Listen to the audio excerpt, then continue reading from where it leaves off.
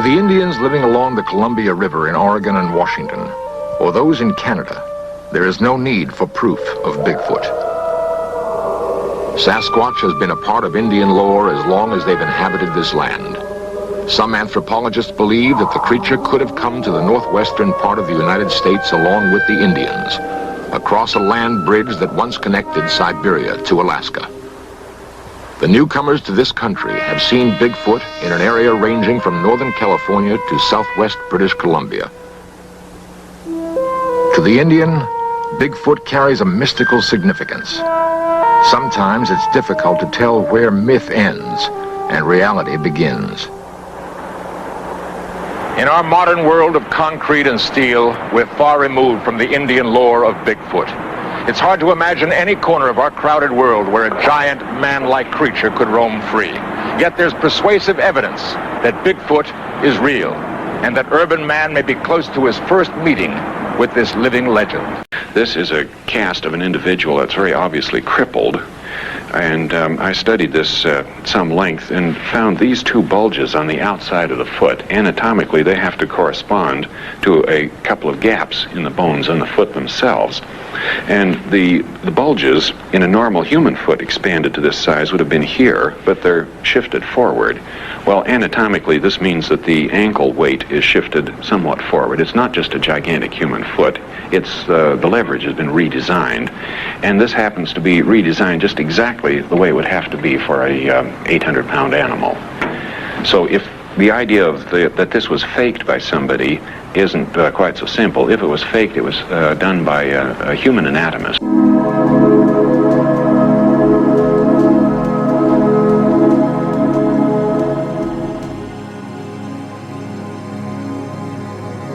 "100 old-growth trees fell at the same time. It was determined by the local media to be a wind shear based on shaky evidence. There have been recent investigations, and they still call it a wind shear event. It's the only thing that is truly scientifically plausible.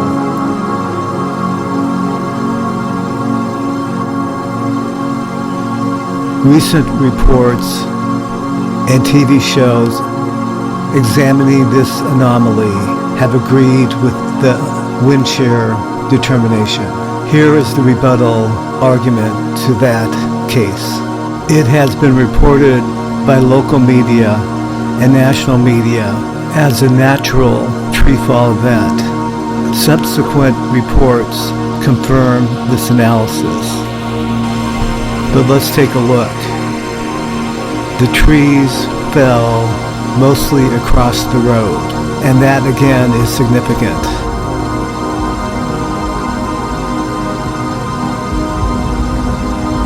Take a look at the size of these trees and how some look like they have been twisted. They all broke or were twisted near the root, a couple feet above the root section. Typically, in a windstorm, the break will be higher up or the tree will be unrooted. The evidence for the windstorm explanation, the weather graph shows that the front was moving in at 1 a.m.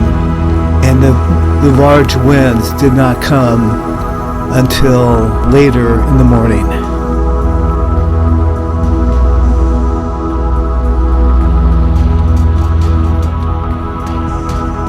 An overlay of the weather map and the tree locations near Lake Quinault show that the direction and the consistency of the trees being felled across the road was inconsistent with the scientific data.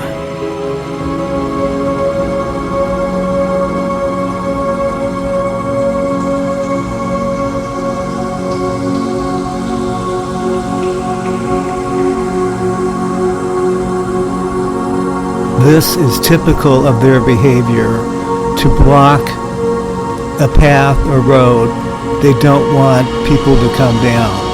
It's a way of marking their territory.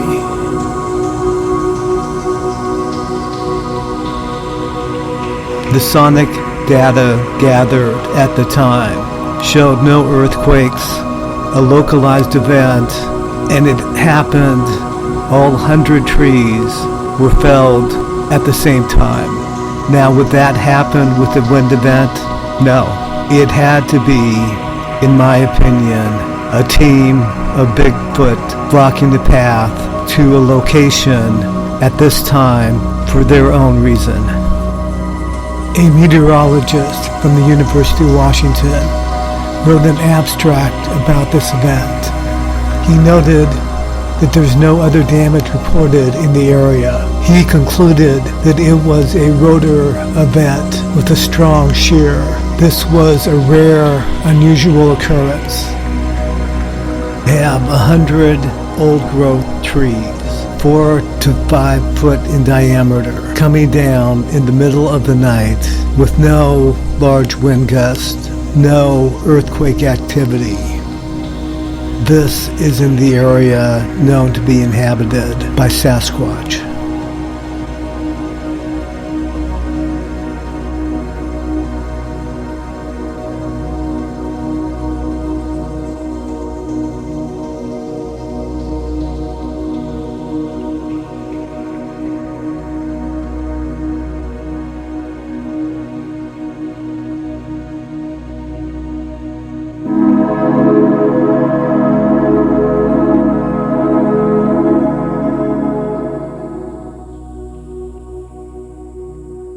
Recently, it has been reported that the records cannot be found, but the records are there, and historically there is more.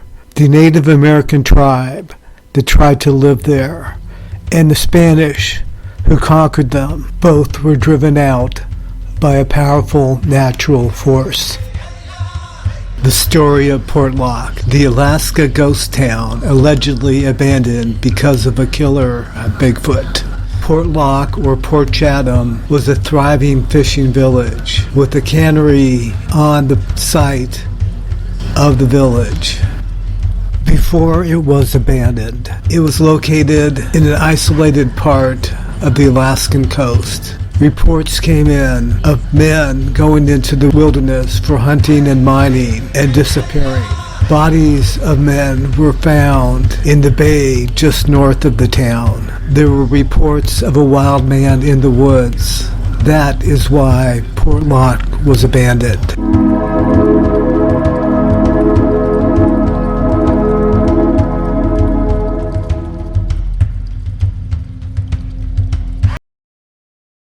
On a remote island in Alaska, there are trees that have been inverted upside down, pounded into the ground with the roots sticking up in the air.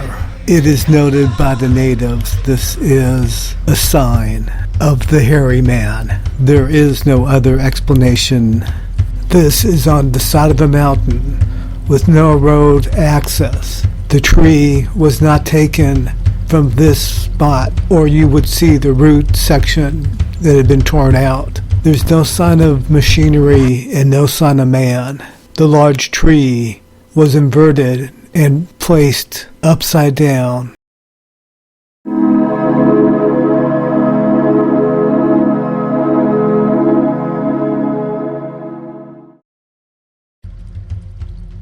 There is a gondola in British Columbia that has had its cable cut 2 years in a row. At around midnight, the cable was severed by some unknown force. A security guard had been hired, but they could not find a culprit. On their thermal camera, they did catch a figure. This looks like a Sasquatch. Look at the lack of the neck, the large shoulders, and the huge proportion, and the apparent lack of clothing.